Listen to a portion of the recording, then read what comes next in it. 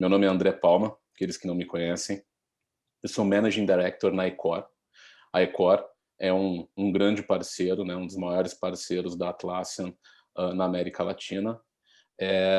E hoje nós organizamos aqui um evento, uma conversa, um webinar, para falar um pouquinho de Gira Online, que foi uma das últimas aquisições, assim, foi uma ferramenta muito, muito importante para a Atlassian, né? Para aqueles que não conhecem a Ecor é uma empresa brasileira, acho que eu tenho bastante orgulho de dizer isso, mas que hoje tem escritórios no México, tem escritório também em Nova York, uma presença forte nos Estados Unidos, mas nasceu aqui no Brasil e representa, junto com a Atlassian, assim,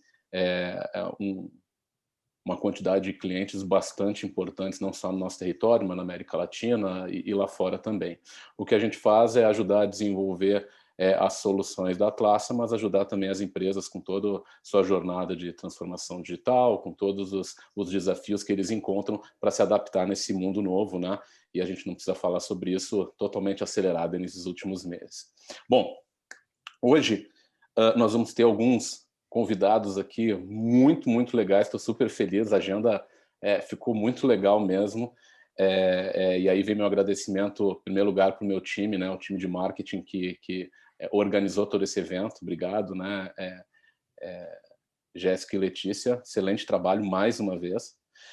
E nós vamos escutar aqui, conversar um pouquinho, primeiro com o Julio Ches. Então, o Julio Ches, ele é General Manager na Atlassian para a América Latina. Então, uma presença bem importante, vocês vão poder ouvir as perspectivas da Atlassian sobre o mercado, sobre o Gira Online, e também fazer algumas perguntas para eles quando tiverem a oportunidade.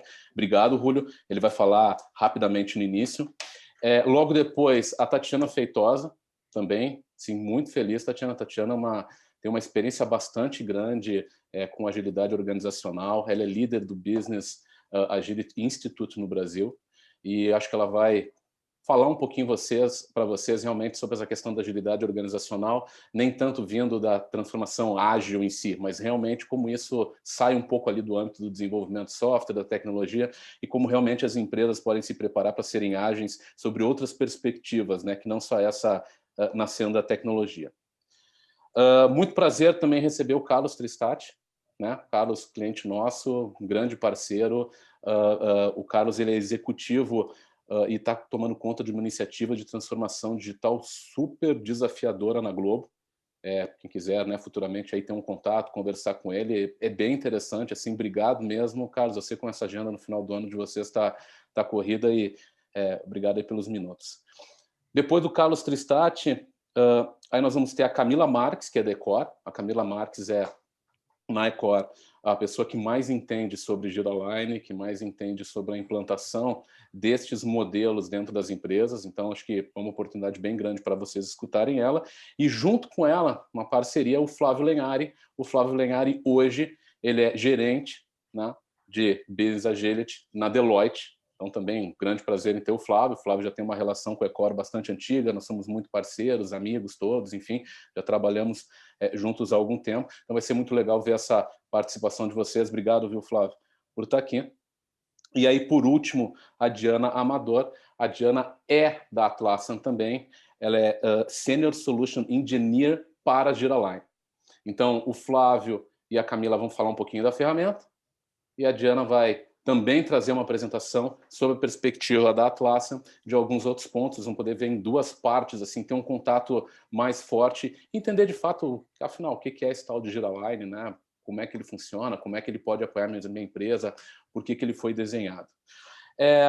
Por último, pessoal, fazer um comentário, assim, acho que na semana passada a Ecor ela recebeu o anúncio, né, de que nós recebemos, né, nós fomos premiados aí com o badge, no caso a credencial de especialidade em Gira Online.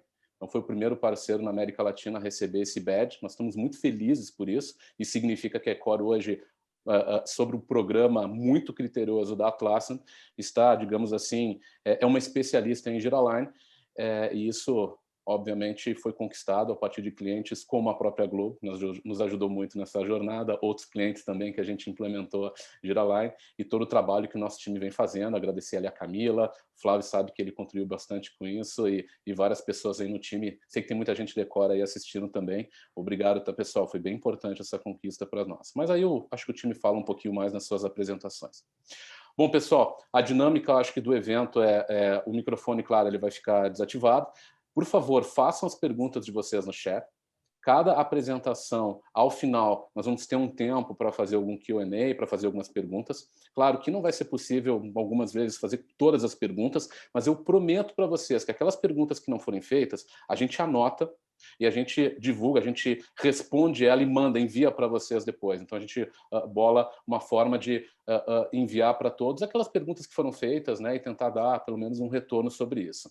Mas, por favor, pessoal, participem ali na aba de Q&A, eu vou ficar atento a ela, ou no chat também, eu vou ler e tento colocar para os nossos apresentadores aqui as dúvidas de vocês. Legal? Bom, Julio, por favor, fala um pouquinho aí da Atlassian, como é que ela está vendo esse movimento, enfim, passo a palavra para o Julio Chiesa. Mais uma vez, pessoal, obrigado a todos. Boa tarde, pessoal. Obrigado pela participação hoje neste evento. Obrigado, Icor, e obrigado aos nossos clientes como Globo por participar nestas palestras hoje, que vai estar dedicada a Giraline. Como o André falou, meu nome é Julio Chiesa. Eu sou responsável de Atlassian para a América Latina e o Caribe. Eu tenho em Atlassian ao redor de 5 anos e meio, abrindo o mercado e crescendo o mercado. Falando de crescer, hoje a Atlassian é uma empresa muito grande. A Atlassian tem vendas a nível anual de mais de 2 bilhões de dólares a nível mundial. O mercado brasileiro representa alrededor de 10% de esse número. No, el mercado de América Latina representa alrededor de 10% de número de clientes que nós temos a nível mundial. Nós temos alrededor de 185,000 clientes e a Atlassian cresce alrededor de 5 a 6,000 clientes novos cada 3 meses. São nossa plataforma de soluções de tecnologia, são aquelas soluções que o mundo precisa hoje. Eu agradeço a vocês o tempo hoje, porque eu sei que a pandemia ha afetado a nós de diferentes maneiras.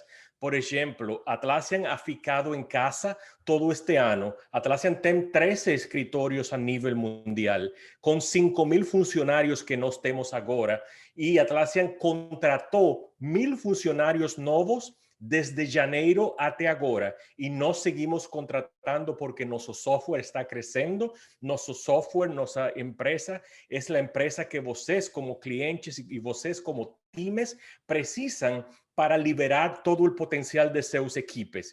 E você sabe que este trabalho remoto o que ha feito é uma aceleração desta transformação digital. O mercado de América Latina, o mercado de Brasil especificamente, muito importante para nosso crescimento e nosso plano de negócios. Isso só eu agradeço a você ser um cliente ou um prospecto da Atlassian. Como falamos, hoje especificamente vamos a concentrar em Gira Align, que é uma das últimas aquisições que a Atlassian ha feito. A empresa, o nome de Gira Align era Agile Craft, para vocês que conhecem um pouquinho de Agile Planning Tools, de ferramentas de planejamento ágil. E Gira Align foi uma compra estratégica para nós, porque nós acreditamos e o mercado acredita de que você deve de alinhar sua estratégia com o desenvolvimento de seus programadores a nível mundial. So, Gira Align realmente o que é uma plataforma, não é um produto, mas uma plataforma completa com muitos produtos que ajuda as empresas a fazer Enterprise Agile Planning ou planejamento Agile Enterprise, que conecta o trabalho ao gerenciamento de produtos, programas e portfólio. Da estratégia de negócios à execução técnica, você e seus usuários obteriam visibilidades em tempo real. Todos estão na mesma página para determinar o escopo, o roteiro, as dependências entre equipes e portfólios. Nós fazemos isso com Gira Line, quebrando silos para ter uma fonte única e centralizada da verdade, entregar software de melhor qualidade no prazo. Desenvolvedores e tarefas, histórias, épicos, ainda seriam trabalhados por equipe e gerenciados por Product Owners em Gira, e por meio de uma sincronização bidirecional em tempo real que alimentará esses epics, temas e estratégias definidos pelo nível de portfólio no Gira Line para obter uma visão de cima para baixo por meio de relatórios e painéis robustos para obter visibilidade e transparência instantâneas. Você torna visível o progresso da saúde e o custo de todo o trabalho da empresa. Ou quais são alguns daqueles desafios que Gira Align resolve? Quando você é incapaz de escalar totalmente em Agile em todos os níveis. Diferenças de priorizar o trabalho devido à falta de alinhamento entre tecnologia e negócios. Isso acontece muito, que negócios falam de uma maneira, tecnologia fala de outra e o nível gerencial fala de outra maneira. Nosso produto de Gira Line vai ajudar a empresa a alinhar todos os seus mensagens e tudo o que você faz a nível de produto para ver como isso ajuda a estratégia organizacional da empresa. Desde um CEO até um testador, você pode descobrir, visualizar e apresentar dados de várias fontes. Você pode ter uma entrega previsível, você pode optimizar valor à escala, com escalabilidade, você ajuda a impulsionar a inovação rápida que você precisa agora com estes cambios devidos à pandemia e você pode fazer muitas coisas mais que não quero, nossos palestrantes vão falar muito mais de isso aí. Até aí minha introdução. Eu somente queria dar as graças a você por sua participação hoje e eu acredito que vai ser uma boa bom investimento das próximas hora e meia de seus tempos para conhecer como nós podemos ajudar melhor a sua empresa. Com isso, André, por favor. Claro, obrigado, Julio. Muito obrigado. Pessoal, se vocês tiverem dúvida para o Julio também ao longo da apresentação, no caso para a Atlassian, né, fiquem à vontade aqui de comentar, se for algo para ele, eu chamo ele também. Tem uma dúvida aqui, eu acho que uma dúvida bem técnica, assim, se existe algum conector nativo do Gira Align para o Power BI. Eu não sei se, assim, desse ponto de vista mais técnico ali de implementação, ou Camila, ou até mesmo o Flávio teve um contato com isso, vocês sabem. Senão também a gente retorna depois e eu peço para o time dar uma olhada e eles já respondem aqui para vocês. Vamos seguir, a gente vai pesquisar. Acho que vocês não têm essa informação direta agora, né, Camila? Tem? Fala aí. Nativo não existe, mas tem a API que aí pode ser construído. Também tem o app, né, tem um add-on do Gira Align, que chama Liu, que é o BI, né, que conecta toda a base de dados do Gira Align para outra ferramenta de BI. Mas você, uma das ideias de Gira Align é que você não esteja mudando de ferramenta, mas tudo isso está inclusivo de uma maneira gráfica que você pode ver dentro de Gira Align. Quando você veja o produto, vai ver como nós podemos fazer isso. É o tipo de mesma pergunta que fazem algumas pessoas. Eu vendi a produtos de Business Intelligence em minha vida passada. E muitas vezes, nas demonstrações de produto, o cliente perguntava: oi, eu tenho tudo este BI e eu posso fazer uma extração para Excel? Não é a ideia, mas está disponível. Ou seja, você vai ver que não vai ser necessário ter um Power BI ou outra ferramenta de BI, além de Gira Align, que não é uma ferramenta de BI, mas tem a visibilidade que você precisa em seus projetos. Legal. Camila, obrigado. Até fiquei surpreendido, assim, já tinha na ponta da língua a resposta, né? Ótimo.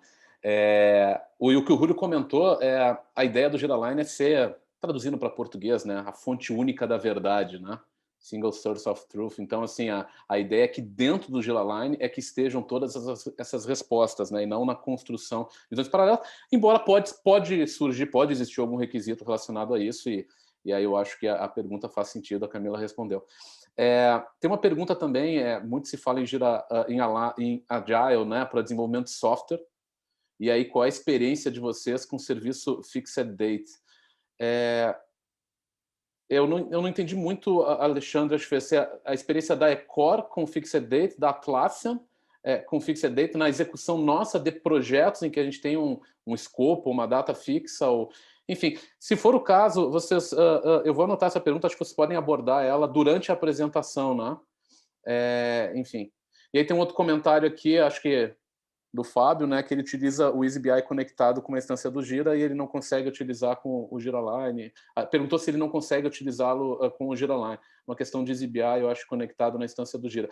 De novo, se eu tenho as informações no Gira e eu estou usando um EasyBI, né, que é uma ferramenta de BI, para pegar essas informações e montar visões, na verdade, o GiraLine deveria tornar isso desnecessário. Então, talvez tenha que se conversar para entender qual é a arquitetura que está se compreendendo a partir do GiraLine. Mas acho que, Fábio, a gente pode falar um pouco mais sobre isso. Pessoal, eu vou dar sequência aqui de novo. Fiquem colocando as perguntas, não tem problema. Eu olho elas e tento acionar o pessoal no momento das apresentações que eu acho que tratam desse tema.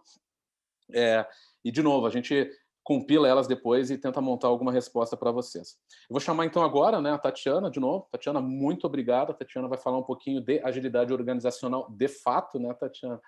E, enfim, passo a palavra e obrigado. Obrigada, André. Eu que agradeço. Obrigada a todos que estão aqui hoje nos ouvindo.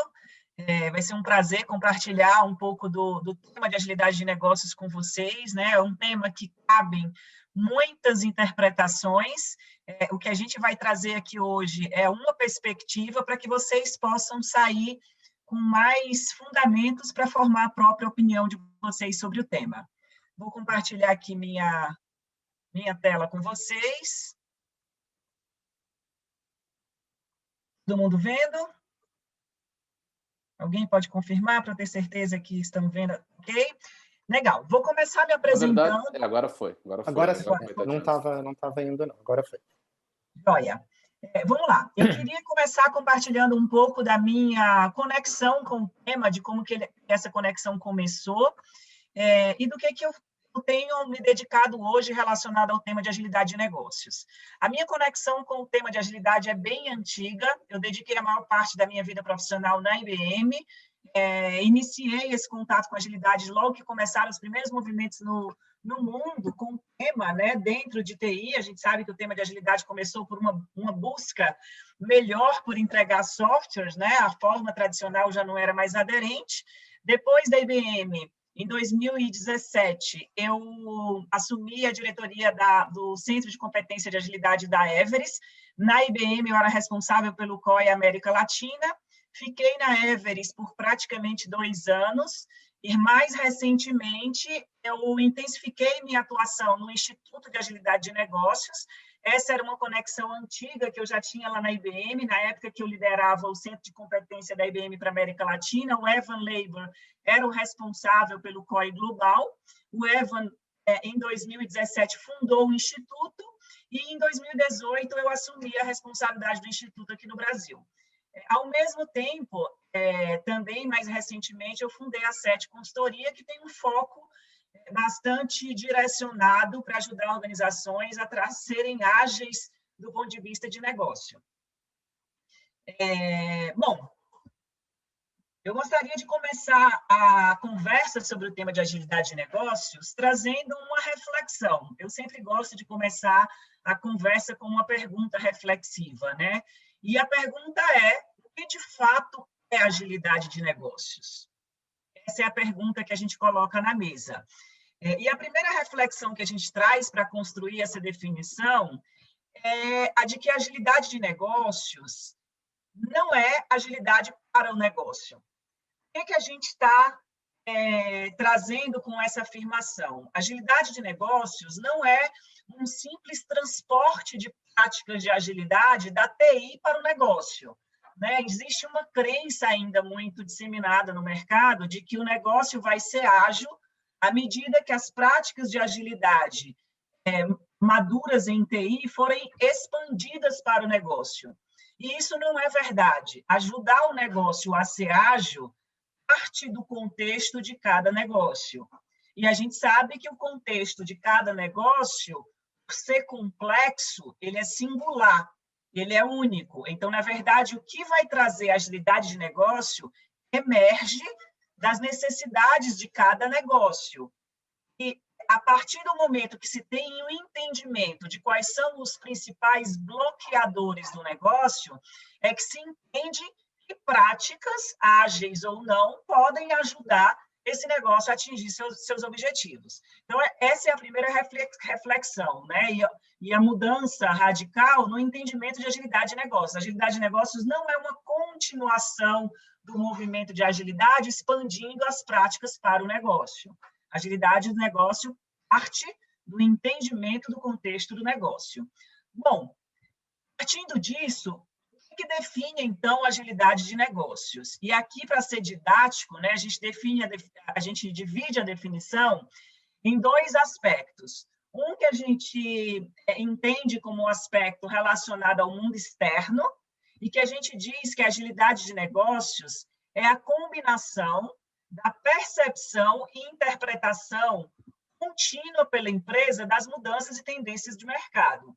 Ou seja, o que buscam as organizações quando a gente fala de agilidade de negócios pensando no mundo externo? Elas buscam aumentar cada vez mais essa percepção e interpretação contínua do mercado, ou seja, ter a atenção voltada para essas mudanças constantes, trazendo o cliente para dentro do ecossistema de negócio para observá-lo o tempo inteiro. E, adicional a isso, não é suficiente, né, a gente só ter a percepção e a interpretação do mundo externo. O negócio precisa ter a capacidade interna de se adaptar, se antecipar a essas mudanças. E por que não só adaptar é suficiente? Porque a adaptação, ela dá o entendimento de que a organização está sempre correndo atrás do mercado, né? O mercado mudou e eu estou tentando me adaptar. Não é só isso. Buscam organizações ágeis. Elas buscam se antecipar essas mudanças, ou seja, está tão próximo da observação do que está acontecendo no mercado que eu posso antecipar as necessidades e criar novos produtos e serviços, né? E possibilitar a inovação a partir desse entendimento, dessa interpretação do mercado. Então, essa, gente, é a nossa perspectiva sobre o que, de fato, significa agilidade de negócios, né? Então, resumindo, agilidade de negócios é a combinação da percepção e interpretação contínua pela empresa das mudanças e tendências de mercado com a capacidade dessa empresa de se antecipar e se adaptar a essas mudanças. E partindo desse entendimento e dessa definição, drivers orientam essas empresas, né, que buscam agilidade de negócios nessa direção. Né? E nós estamos trazendo aqui 3 drivers que orientam a busca por agilidade de negócios, que tem uma orientação externa, uma orientação ao mercado, e 3 drivers que têm uma orientação interna, uma orientação que ajuda na busca do aumento da capacidade de antecipação e antecipação a esse mercado. Então, vamos lá. Primeiro driver importante, né, de se ter atenção quando se fala na busca de aumento da percepção e interpretação do mercado. O cliente. Qual que é a busca relacionada ao driver cliente? Trazer o cliente para dentro do ecossistema do negócio. O cliente, ele faz parte do que a gente chama de ecossistema de negócio. O cliente não é mais uma entidade à parte do negócio da empresa. O cliente, a gente precisa cada vez mais, do ponto de vista de negócio, construir uma dinâmica onde o cliente esteja presente. A gente vai ver mais para frente, quando a gente falar de um dos drivers da atenção interna, como que a tecnologia ajuda nessa aproximação do cliente. Mas a mensagem principal aqui nesse driver é que eu preciso buscar formas de continuamente observar as necessidades desse cliente, para que eu possa me antecipar a elas. O segundo driver, conectado aqui ao aumento da percepção e interpretação do mercado, é o que a gente chama de players de mercado, né? Quando a gente fala de players de mercado, aqui a gente não está somente preocupado com quem são nossos concorrentes e fornecedores, mas principalmente quem são os nossos potenciais colaboradores. Então, pensando no nosso negócio como uma cadeia completa de geração de valor para o cliente final, de que forma eu posso potencializar a geração de valor para esse cliente final, me aliando a potenciais colaboradores, empresas parceiras, que, de repente, podem prestar um determinado serviço de algum ponto da cadeia de valor com uma qualidade, por ser especialista, maior do que a que eu consigo tendo atenção na cadeia de valor inteira. Então, os players de negócio são o segundo ponto de atenção, o segundo driver voltado para a percepção e interpretação do mercado. O terceiro driver, para completar os drivers que nos ajudam com o aumento da percepção e interpretação do mercado, são os produtos e serviços. São os que materializam a inovação para o cliente. Então, a reflexão que esse driver nos traz é que os produtos e serviços, eles, de uma vez por todas, são disparados a partir das necessidades dos clientes, né? A gente começa a falar de um negócio totalmente sob demanda, né? Onde eu não antecipo produção de serviços e produtos sem ter a certeza se isso, de fato, atende à necessidade dos clientes. Ou seja, a dinâmica não é produzir os serviços e produtos, buscar uma atuação efetiva para potenciais compradores. Não, a dinâmica é o que os clientes têm como necessidades e como que eu posso, a partir dessas necessidades, disparar a produção de novos produtos e serviços. A gente começa a falar de negócios não mais B2C, mas C2B, né? Onde o cliente, de fato, está na frente, onde o cliente, de fato, dispara produções de novos produtos e serviços.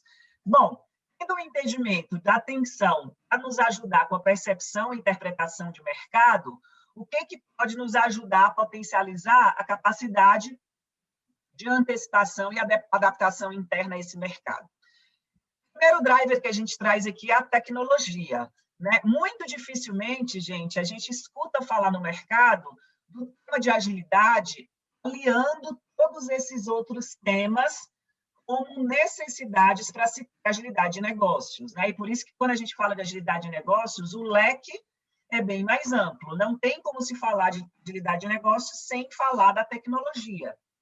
E qual que é quais que são os grandes pilares que a tecnologia ajuda a favorecer a agilidade de negócios, né? São dois pilares. A conectividade em rede. Um negócio coordenado, gerenciado de forma linear, não tem a menor possibilidade de concorrer a um negócio coordenado e gerenciado em rede, suportado pela tecnologia. A disseminação da informação e da coordenação das atividades em um negócio estruturado em rede é infinitamente maior do que um negócio estruturado linearmente, onde a informação tem que transitar de forma linear dentro da organização.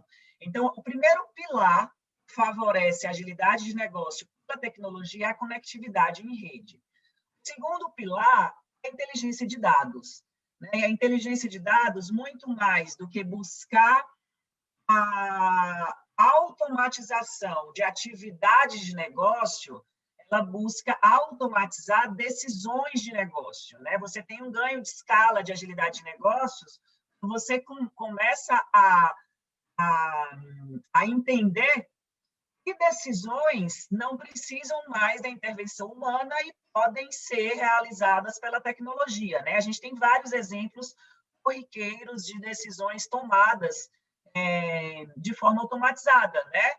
Talvez a mais comum seja dos aplicativos de mobilidade, né? Decidem a melhor rota, você chegar no seu destino com base em dados reais o tempo inteiro, à medida que você está sendo conduzido no percurso. Então, gente, os dois grandes pilares, a tecnologia favorece a agilidade de negócios, conectividade em rede e inteligência de dados. O segundo driver precisa da atenção, né, da organização na busca pelo aumento da capacidade de antecipação e adaptação é o próprio indivíduo, as pessoas, né? E aqui a gente traz a reflexão para dois temas, que são a aprendizagem e a comunicação, que têm os seus paradigmas extremamente revisitados, né? Nós fomos educados, né? A nossa aprendizagem é extremamente prescritiva, onde o questionamento, ele, na maioria das vezes, não é permitido, o consumo do conhecimento pronto é a regra, e hoje a gente precisa de uma forma de aprender diferente, uma forma de aprender com base no compartilhamento, com base em contextos e dinâmicas que mudam o tempo inteiro, e as organizações precisam de novos conhecimentos construídos com base no compartilhamento das pessoas. Isso muda tudo, isso muda os paradigmas e a forma de aprender dentro das organizações. E a própria comunicação, que segue a mesma linha da aprendizagem, né? Nós também fomos educados em nossa história humana a nos comunicar para atender necessidades de quem domina. Hoje a gente precisa se comunicar para favorecer o diálogo. A comunicação é a ponte, a criação de novos conhecimentos dentro da organização. Então, é uma revisitação extrema nos paradigmas da comunicação que são necessários, e esses dois temas têm um reflexo na mudança cultural dentro da organização. A cultura não é algo que a gente atua diretamente. A cultura é o reflexo de transformações que acontecem o tempo inteiro dentro das organizações. E, por último, para a gente terminar os drivers da agilidade de negócios, a própria operação, né? Como é que eu busco ter uma operação que serve ao cliente, que não se perde na burocracia interna, que se adapta continuamente para melhor entregar esse valor ao cliente. Então, gente, os drivers da agilidade de negócio, eles ajudam as organizações a entender o que elas podem ter como orientadores para buscar aquilo que a gente trouxe, que é a definição de agilidade de negócios, aumentar a percepção e interpretação do mercado e a sua capacidade interna de antecipação e adaptação. Bom, com isso, o que é feito na prática? Como ajudar as organizações a trazer agilidade de negócios de forma prática? Né? Eu acho que essa é uma mensagem bastante importante, porque normalmente a gente ouve muito falar do tema de agilidade de forma a ter uma necessidade de mudança cultural, a ter necessidade de mudança da liderança, e nada disso deixa de ser verdade. Mas como atuar na prática? Então, aqui a gente quer trazer algumas mensagens importantes, né? A primeira preocupação é de que é preciso, antes de tomar qualquer decisão sobre o que fazer, entender o contexto organizacional. Quais são os problemas relevantes que eu tenho no meu negócio, que tem características diferentes de qualquer outro, e que podem estar impedindo que o meu negócio seja ágil. De que forma isso é feito? Né?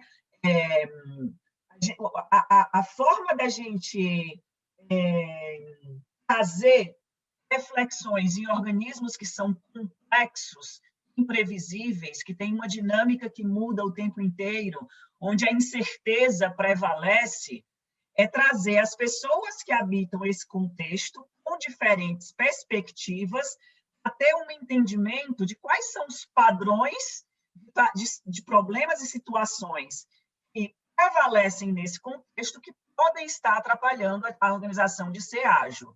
Essa resposta para isso, ela vai ser diferente a qualquer organização que a gente vier a fazer esse entendimento. Então, a primeira busca é por ter um entendimento macro do contexto do negócio. Esse entendimento macro, com pessoas de diferentes visões sobre o negócio, sobre a empresa, né, que são colocadas juntas a fazer essa exploração, possibilita o conhecimento de diferentes perspectivas da situação. Então, como é que eu entendo onde é que estão os meus problemas de uma forma macro, a partir das situações, das perspectivas das pessoas que vivem naquele contexto de negócio. A partir desse entendimento macro, entendendo onde que essas situações dentro da organização são mais relevantes, onde os problemas estão sendo sinalizados nesse contexto macro com maior intensidade, isso nos permite buscar evidências, né, que tragam uma identificação de padrões que sinalizam temas organizacionais que precisam ser trabalhados. De repente, em uma organização A, eu estou tendo uma dificuldade relacionada ao tema de estratégia. Em uma outra organização, eu posso estar tendo dificuldades relacionadas à operação ou ao relacionamento das pessoas. Então, essa imersão de padrões que vai identificar temas que precisam ser trabalhados para a organização ser ágil, ela sai de um trabalho contextualizado. A partir daí, a gente tem o que a gente chama de modelo emergente de agilidade de negócios, né, que emerge e que é construído naquela organização em específico.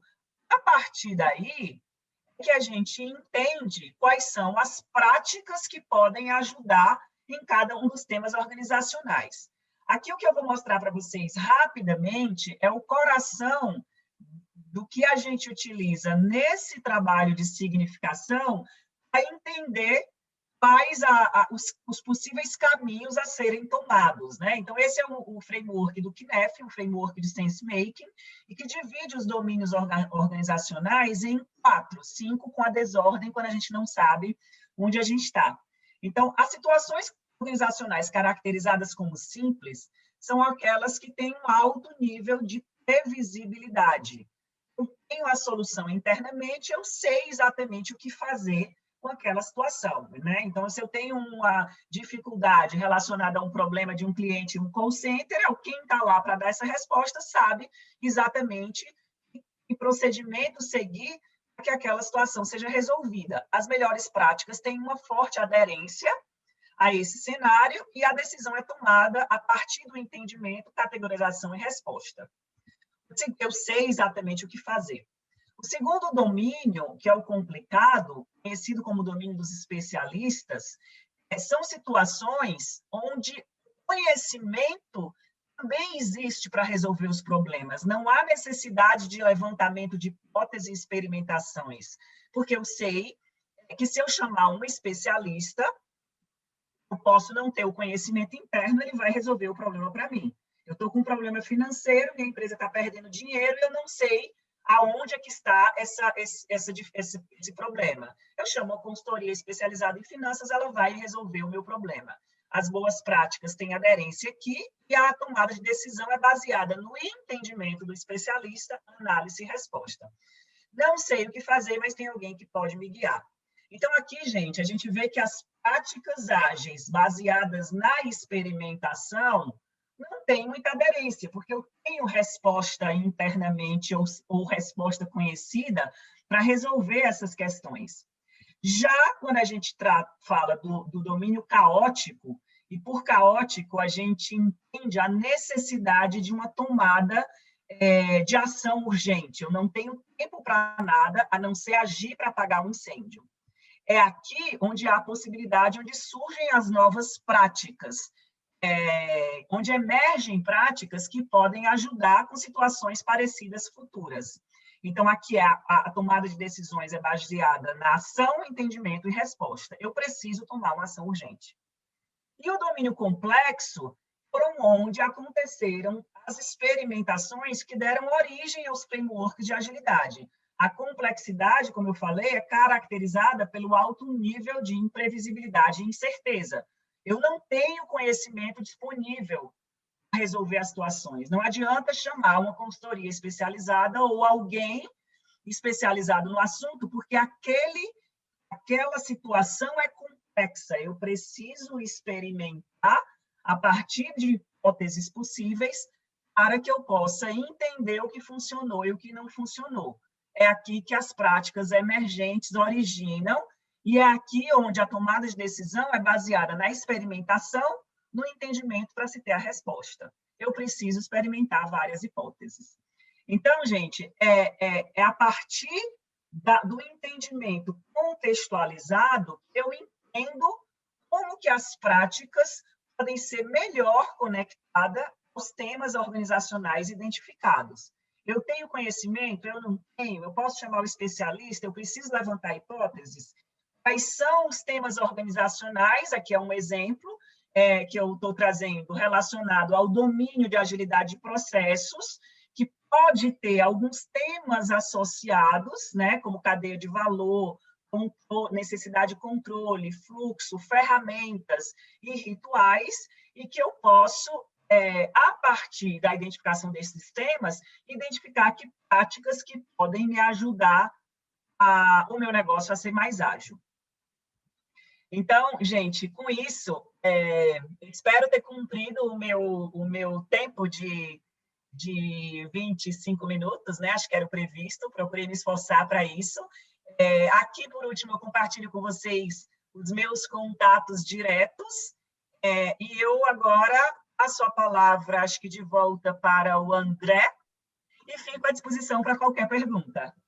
Tá bom, não, ótimo, ótimo, Tatiana, excelente, assim, muito legal ver a gente falar desse tema, sobre uma abordagem, assim, top-down, né, tentando olhar do ponto de vista executivo mesmo e do negócio, acho bem legal. Tem uma pergunta, e eu confesso que eu achei essa pergunta super interessante, porque quando eu vi aquela imagem dos drivers, eu confesso que me veio à cabeça imediatamente, não deve ser a primeira vez que você escuta isso, que é pedir uma comparação entre aquela abordagem dos drivers, né, com o Balanced Scorecard e Design Thinking, assim, né, semelhanças, diferenças, né. Então, como eu disse, né, eu olhei assim o cliente, algumas perspectivas que a gente tem que trazer para dentro da conversa, eu lembrei do Balanced Scorecard também, né.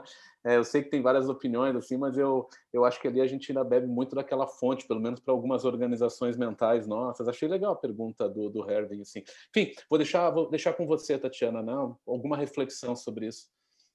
É uma boa pergunta, de fato, né? E os drivers, assim, respondendo diretamente à pergunta, os drivers, eles são simplesmente orientadores em relação a pilares que não podem ser esquecidos, né? E que precisam ser refletidos durante uma transformação que busca agilidade de negócios, né? Então, os drivers, eles não têm a intenção de substituir qualquer prática ou qualquer método ou qualquer orientação estratégica dentro da organização. Então, eu posso utilizar o Balanced Scorecard ou qualquer outra orientação, e eu posso, além disso, os drivers da agilidade de negócio como orientador a busca para que a organização seja mais ágil do ponto de vista de negócio. Ou seja, quais que as reflexões que os drivers nos trazem, né? Dando como exemplo a tecnologia. Como que eu posso me beneficiar ao máximo da tecnologia para que o meu negócio seja ágil? Como que eu posso, da melhor forma, trazer o cliente para dentro do meu ecossistema de negócio? Então, são reflexões que favorecem a agilidade de negócio sem conflitar, né? E sem ter a intenção de querer evitar qualquer abordagem que a empresa já esteja utilizando. Não, legal, não, excelente. Eu acho que, inclusive, né, dependendo, enfim, pode até ser combinados, né? Daqui a pouco eu tenho alguma abordagem, talvez não 100% Balanced Scorecard, mas baseada, né, influenciada por ela, e pensar naqueles drivers para que eu possa combinar as duas, né? Não, interessante. Exatamente. O mais importante, André, o mais importante é a atenção ao contexto do negócio.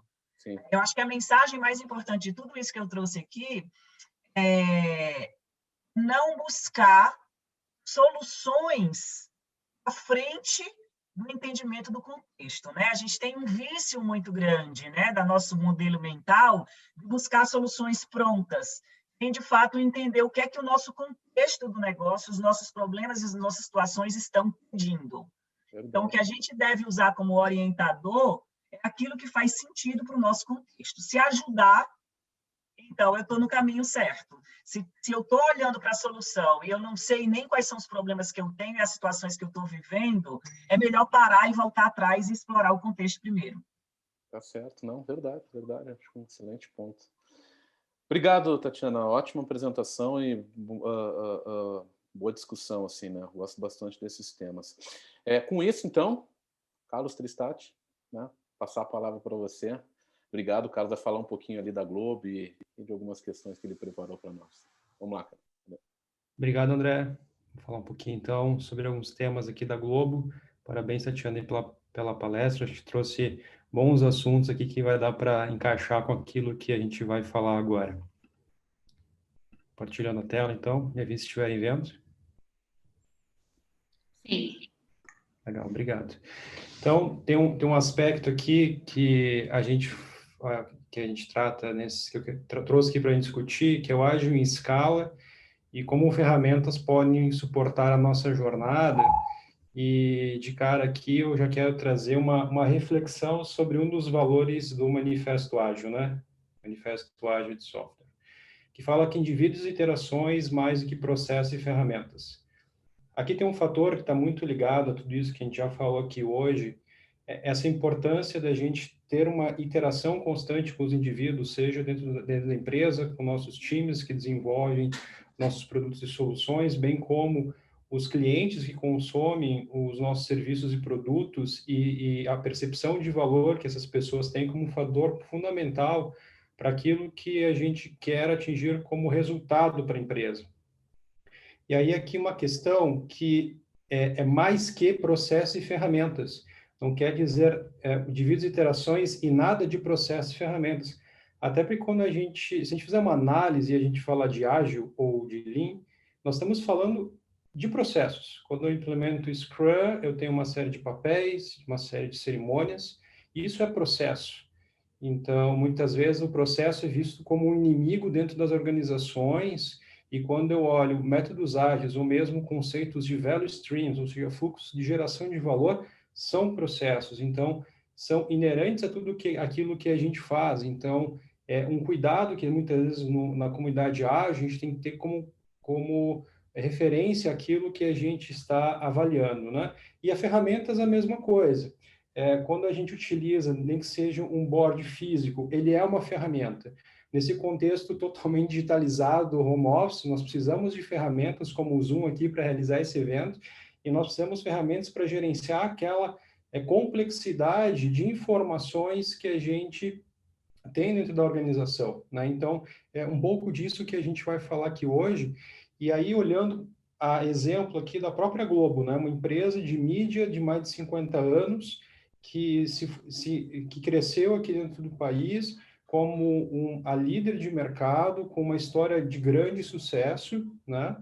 E onde, numa determinada geração, e até poucos anos atrás, a referência era muito essa que está aqui na foto, né? A família reunida ao redor da televisão, vendo os diversos programas que aparecem ali, e onde é uma direção mais do conteúdo para o consumidor, até dentro do que a Tatiana falou, e não do cliente, do consumidor para o negócio.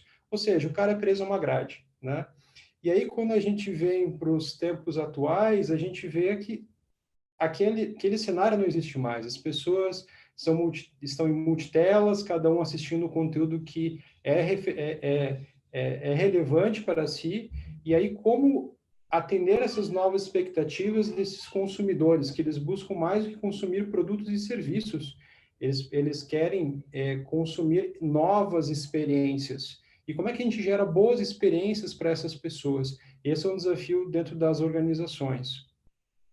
E aí, aqui que a gente se encaixa dentro do contexto da Globo, onde a Globo no passado, naquela primeira imagem, nós tínhamos lá players de mercado, que eram nossos competidores, que eram SBT, Record, Band, e aí com a era digital, nossos concorrentes são empresas de tecnologia, Amazon, Netflix, Facebook, Google, e essas empresas são empresas nativas, empresas digitais, são empresas que têm já um grande abrangência dentro do mercado mundial, e elas começam a entrar dentro da indústria de mídia ao começarem a produzir conteúdo, tanto na questão de conteúdo para entretenimento, bem como para jornalismo e esporte também.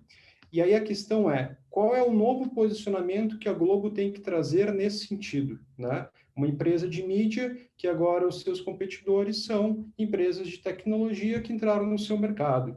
E aí nós tínhamos, como decisão, algumas opções. Uma delas era ter uma relação B2B2C, ou seja, nós começarmos a trabalhar dentro de um formato onde a gente produz conteúdo e licencia em uma das plataformas disponíveis no mercado, seja Amazon Prime, Netflix, Hulu, ou nós nos tornamos uma D2C, ou seja, uma empresa que tem um relacionamento direto com o consumidor, conhecendo profundamente o que é relevante para eles.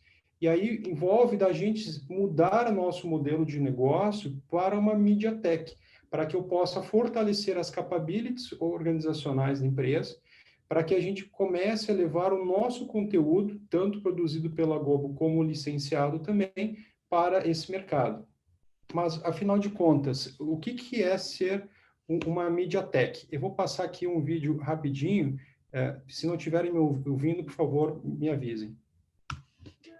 Você sabe o que faz de uma empresa uma media tech company? E a diferença entre uma tech company e uma media company? Nos próximos minutos eu vou contar para você como a tecnologia transformou a maneira de pensar e impactou os negócios no mundo do entretenimento e na indústria de conteúdo. E principalmente o que tudo isso tem a ver com o meu dia a dia e com o seu, que trabalhamos numa das maiores empresas de comunicação e conteúdo do mundo. As media companies são empresas ou grupos 100% dedicados ao conteúdo. É assim que a gente se define, ou melhor, é assim que nos definíamos até agora. Empresas como Disney, CBS, Warner e tantas outras que tiveram uma origem igual à nossa, focada no conteúdo, usavam o melhor da tecnologia como suporte ou ferramenta para a produção, programação e distribuição desse conteúdo. Já as tech companies são empresas e grupos que surgiram a partir da tecnologia e, portanto, têm a tecnologia como coração, o centro do seu negócio. É impossível definir os limites de onde começa ou termina a relação da tecnologia com todas as áreas da empresa. Foi isso que transformou o mercado. A inteligência dessa integração tornou as empresas com esse perfil muito mais do que eficientes. Tornou-as mais inteligentes e competitivas. Machine learning, ciência de dados, pessoas no centro, inteligência artificial. São alguns dos termos que ficaram cada vez mais populares e essenciais para qualquer empresa. Ou seja, de um lado, a gente tem as techs, onde negócio e tecnologia são a mesma coisa. E do outro lado, as media companies, cujo core é o conteúdo. Só que nos últimos anos, as techs começaram a produzir, programar e distribuir conteúdo também, criando novos modelos de negócio. E do outro lado, as media companies começaram a investir na transformação digital para se manterem relevantes junto aos consumidores. E os extremos caminharam em direção a uma nova categoria que a gente pode chamar de Media Tech Companies, onde tecnologia e conteúdo, agora integrados, constroem novas experiências de consumo, proporcionam maior engajamento e mais oportunidade de geração de valor. Esse é o nosso objetivo e desafio, nos transformarmos em uma Media Tech Company.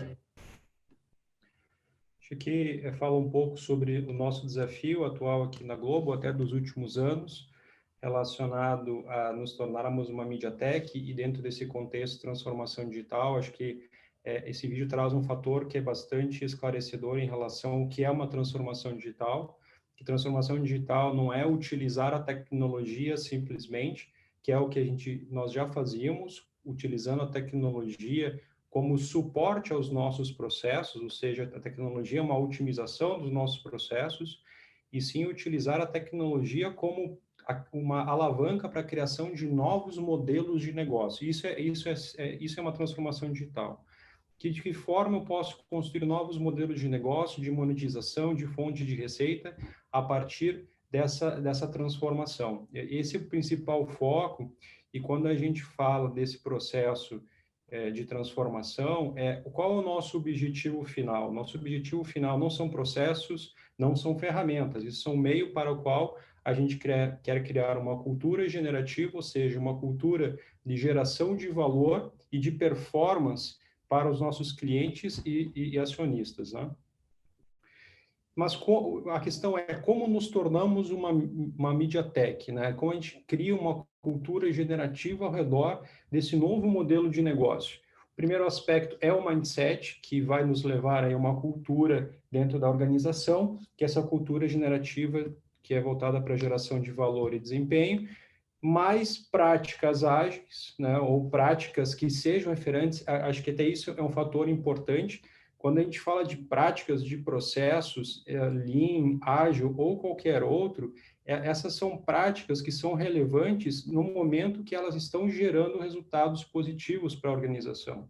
No momento que uma determinada prática ela não gera mais valor para a organização, ela tem que deixar de ser usada. Aí não importa dentro de qual guarda-chuva ela esteja.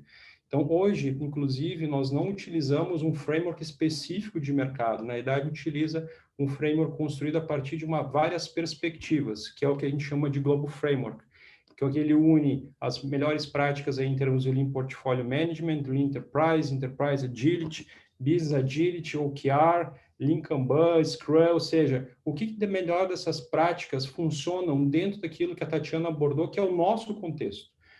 Acho que essa questão de um framework aderente ao contexto e respeitando a história de uma empresa que também tem no seu DNA o digital, a partir da Globo.com, onde desde 2006 ela desenvolve dentro de um modelo ágil, baseado em Scrum, depois passou para o modelo Kanban e evoluiu com o tempo com outras práticas que surgiram no mercado. E quando eu pego esse mindset mais essas práticas e potencializo aí, multiplicando isso pela nossa capacidade de desenvolver tecnologia, ou alavancar isso com tecnologia, né, para que nós, ou seja, nos tornarmos aí uma Media Tech, uma AdTech, isso gera novas capabilities organizacionais que nos permitem trabalhar, por exemplo, uma estratégia direcionada para o cliente de uma maneira mais clara, mais específica, porque a gente deixa de apenas saber uma quantidade de clientes que nós temos para saber profundamente aquilo que interessa os nossos clientes. Há alguns anos, a Globo fez uma campanha falando dos 100 milhões de uns, os nossos clientes, né? E aqui tem um dado interessante. Quando a gente olha os clientes da Globo, hoje olhando o aspecto da internet, nós temos cerca de 90% de todas as pessoas que estão na internet tendo contato com um dos nossos produtos, de nossos produtos diariamente, né? Então, isso é um fator forte que nos faz trabalhar cada vez mais o desenvolvimento dentro desse modelo. E quando a gente tem novas capabilities organizacionais, a gente gera novos resultados, tanto para o cliente como para a empresa. E aqui um fator fundamental aí para a nossa gestão da mudança, que para que a gente possa mudar a cultura organizacional da empresa, a gente começa fazendo de uma forma diferente, né? Até que essa forma se torne um hábito, e quando a gente transforma uma nova forma de fazer num hábito, a gente muda o mindset e muda a cultura da empresa, né? Dentro disso, todo o movimento que eu já participei no mercado, até antes de vir para a Globo, aí como consultor, e ter participado aí de alguns programas de transformação em grandes empresas no Brasil, uma empresa que geralmente não é ágil, ela começa lá com um piloto, com um time ágil, executando um projeto piloto para ver que resultado a gente consegue obter com o ágil. E com o sucesso desses pilotos, a empresa começa a escalar essas iniciativas, trazendo mais times para realizar dentro desse modelo ágil. E aqui tem um aspecto que é interessante quando a gente fala de ferramentas, né? Quando eu falo de um desenvolvimento ágil baseado ali no contexto do time, cada time pode escolher a sua ferramenta. Eu posso utilizar Trello, eu posso usar Jira, eu posso utilizar o Planner, eu posso utilizar a ferramenta que faz sentido para aquele time. E quando a gente começa a ver esse aumento do número de times trabalhando com diversas ferramentas, de que forma eu consigo fazer uma orquestração dentro desse trabalho? Por quê? Quando a gente fala de ágil, a palavra-chave que sempre vem à mente é a adaptação, uma adaptação rápida para aquelas novas características, tanto dentro do contexto do time, quanto no contexto de mercado, como a Tatiana falou. Quando a gente traz isso para um contexto de ágil em escala, a palavra-chave é alinhamento. E como eu gero alinhamento, né? Quando a gente olha frameworks de mercado como LeSS ou SAFe, eles têm N práticas que trazem essas formas de alinhamento. Desde uma PI Planning ou Syncs que eu faço entre os times, ela acontece por meio de rituais. E eu posso fazer isso dentro de ferramentas. Mas, por exemplo, que ferramenta que me permite aqui a fazer essa gestão de dependências, essa gestão de entregas correlacionadas entre times, porque tem um aspecto aqui fundamental que quando eu vejo vários times, dezenas de times trabalhando no modelo ágil, a pergunta que a gente tem que se fazer também é: isso é ágil em escala ou isso é ágil em massa? Porque quando a gente tem vários times ágeis de desenvolvimento de software trabalhando dentro da organização, cada um trabalhando com as suas práticas, suas ferramentas dentro da organização, a gente está gerando um ágil em massa. Ou seja, nós não estamos conectando isso e levando o ágil para todos os níveis dentro da organização, para que a gente possa pegar a estratégia da empresa e desdobrar até o nível do time, para que o time possa trabalhar de maneira a gente atingir essa estratégia.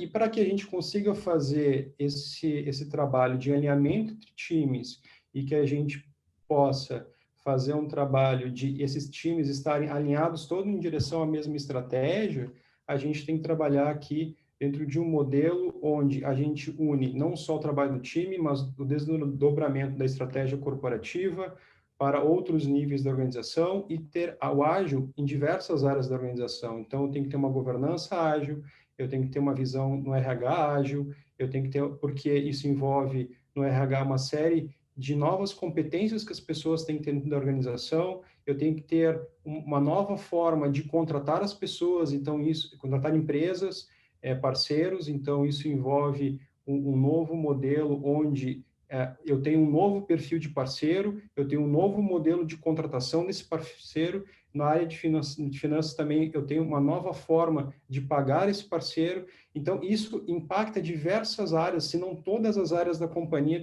dentro desse modelo de ágil em escala.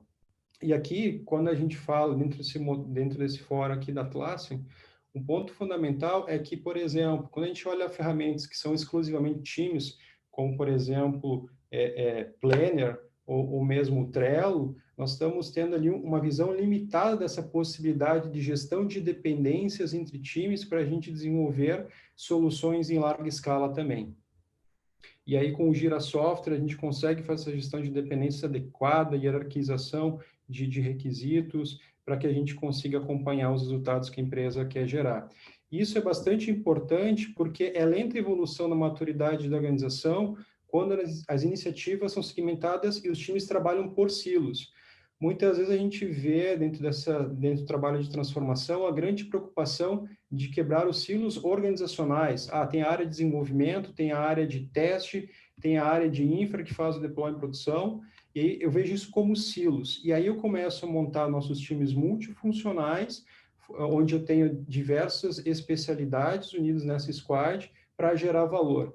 E aí, sem perceber, eu tenho silos times como silos, porque cada time está seguindo, trabalhando numa ferramenta específica, com um método de trabalho específico, seguindo objetivos que nem sempre são convergentes. E eu começo a ter releases que não se conectam dentro do modelo de entrega de valor, entrega de produtos da maneira adequada. Por isso que na Globo a gente buscou maneiras de a gente trabalhar com a quebra desse acoplamento fraco entre os times com relação aos objetivos estratégicos da companhia. E aqui começa a entrar muito dentro do que a gente começou a falar aqui no evento hoje, que é o Gira Line. Então, de que forma eu começo a desdobrar a estratégia da companhia, desde a estratégia geral da companhia até os times, para que eu gere valor para o meu cliente.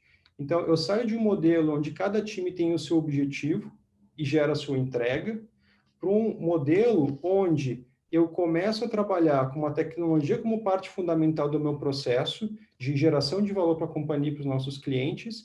Eu começo a alinhar as pessoas e nós adotamos aqui o OKR como um método para a gente trabalhar dentro desse modelo, onde eu desdobro essa estratégia por meio de OKRs. Então, eu tenho o OKR da companhia, eu tenho o OKR da Value Stream, eu tenho o OKR do programa e eu tenho um OKR do time. Tendo esse OKR, ele vai nortear e as pessoas se organizam na direção de atingir esses objetivos e que resultados, né? Dentro de uma organização e por linhas de produtos, onde o nosso foco aqui é transformar objetivos em resultados. Nós temos a accountability sobre esses OKRs e a gente tem uma comunicação mais fluida, porque os N times que estão, inclusive, separados em programas se comunicam de uma maneira a gerar essas independências de maneira efetiva. E aí, quando a gente olha, por exemplo, o Giraline, eu tenho ali a estratégia da companhia, eu tenho os épicos, as features, as stories, eu tenho os OKRs para cada um desses níveis, correlacionados com cada uma dessas granularidades de requisitos, que me permite entender de que forma eu atinjo o OKR com determinada entrega. Então, que feature que vai contribuir com o meu OKR? Né? Essa feature é de qual produto? Qual é a ambição que esse meu produto tem? Esse produto é desenvolvido por qual time ou por quais times? Então, essa gestão e ter essa visão de uma única fonte de informação para que a gente possa gerenciar a estratégia da companhia, os itens que são desenvolvidos pelos times, a capacidade desses times, a visão financeira relacionada a tudo isso, para que a gente possa consolidar isso e ter, de fato, uma ferramenta para tomada de decisão no dia a dia e para que a gente possa ter conversas baseadas em dados. Né? Isso nos permite, dentro aqui do nosso contexto, sair de um modelo onde negócio tinha um orçamento próprio, com objetivos e KPIs de negócio, e do outro lado nós tínhamos tecnologia com orçamento e com KPIs próprios, onde a relação era negócio demanda, tecnologia entrega. Para um novo formato de trabalho, onde eu deixo de financiar áreas e começo a financiar value streams, ou seja, ao invés de eu financiar uma área de negócio e a área de tecnologia que desenvolve produtos para aquele negócio, a área de negócio e tecnologia se unem dentro desses times, ao redor dessas value streams, eu financio value streams e os meus objetivos são comuns entre tecnologia e negócio. Para exemplificar um pouco esse modelo, quando eu olho, por exemplo, o Globoplay. O Globoplay, eu só consigo obter resultados de negócio tendo a visão dos dois lados. Porque, por exemplo, a tecnologia desenvolve o produto considerando a ambição que o negócio tem com aquele produto. E eu aperfeiçoo e crio uma experiência adequada dentro daquele produto para o meu cliente. Mas se o negócio também não estiver preocupado em entregar um conteúdo de qualidade, relevante, para aqueles 100 milhões de uns que a Globo trabalha cada vez mais para entender quais são as suas necessidades, quais são as suas preferências, ou seja, unir o conteúdo a esse produto digital, eu não consigo atingir o valor para o negócio esperado. Então, eu preciso das duas áreas, ou seja, hoje nossas demandas, todas as nossas ambições, nossas iniciativas, elas dependem fortemente de ações de tecnologia, desenvolvimento de software como produto, e de negócio, que decide quais são junto com tecnologia, quais são as principais features que eu preciso evoluir no meu produto, considerando os feedbacks do mercado. E, ao mesmo tempo, qual o meu roadmap de novos lançamentos de conteúdo que sejam relevantes e atraiam e engajem as pessoas para continuar sendo assinantes dessa nossa solução. E aí, quando a gente olha esse contexto de value stream, a gente pode considerar aqui, por exemplo, uma value stream, que dentro dessa value stream eu tenho diversos programas, e esses programas são compostos aí por diversos times, né? Ou seja, em mais ou menos entre 50 e 125 pessoas cada um desses programas.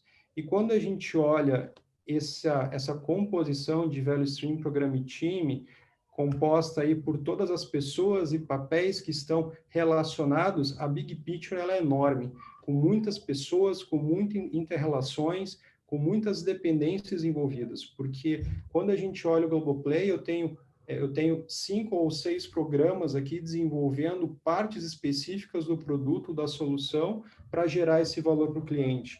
E de que forma eu alinho todas essas pessoas em direção ao mesmo objetivo? Nós temos o método.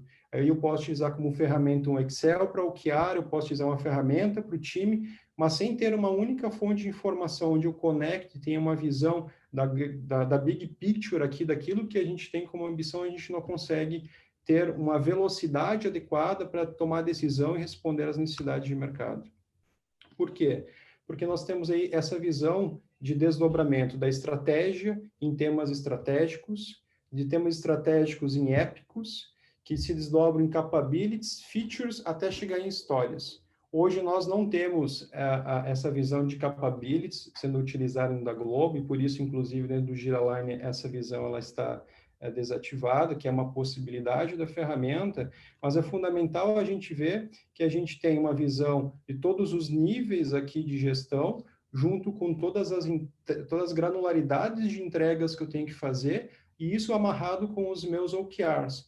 E uma coisa que é importante para o alinhamento dos times, além de rituais como a PI Planning, é eu ter roadmaps. Roadmaps, eu diria que é uma das ferramentas mais relevantes aí para a nossa forma de trabalhar, porque a gente consegue ali, a partir dos roadmaps que cada um dos programas e times tem, ver de que forma essas entregas vão ser desenvolvidas ao longo do tempo e de que maneira a gente conecta esses roadmaps para que eles estejam alinhados em relação às suas necessidades e dependências, para que a gente consiga, de fato, gerar as entregas com menor nível de atrito, de conflito, e a gente tenha não só uma questão de fluidez no processo de trabalho, mas tendo indivíduos com interações saudáveis dentro desse modelo, e isso é possível por meio de processos e ferramentas dentro do nosso modelo de trabalho. Então, André, esse era um pouco da mensagem que eu queria passar e contribuir com o evento. Obrigado. Não, excelente, excelente, Tristati. Eu acho que, assim, já aprendi bastante com a palestra da Tatiana e aprendi muito aqui, acho que essa questão de MediaTek, enfim, cara, muito legal. E depois a didática com a qual alguns dos temas foram apresentados, assim, parabéns de verdade, Carlos. Assim, acho que muito interessante a forma gráfica ali e a simplicidade com que um tema tão complexo, né, foi colocado. Puxa, fiquei bem impressionado assim com a apresentação. Pessoal, não sei se vocês têm alguma dúvida, eu não estou vendo aqui nenhuma, mas também se tiverem, a gente, eu capturo aqui, em algum momento eu interrompo ali o Tristati, mas muito legal ver essa jornada da Globo, assim.